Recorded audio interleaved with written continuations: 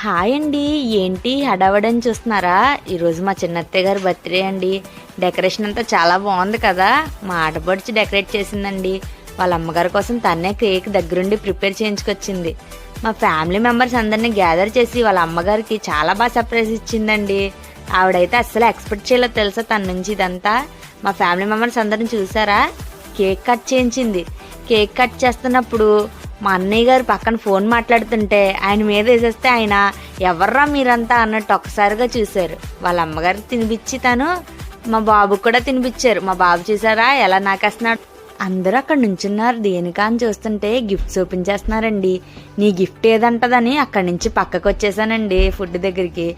Food ఏంటో చూస్తారా? పదండి. Chicken fry, dum biryani, fish fry ఇంకా చాలానే ఐటమ్స్ ఉన్నాయండి.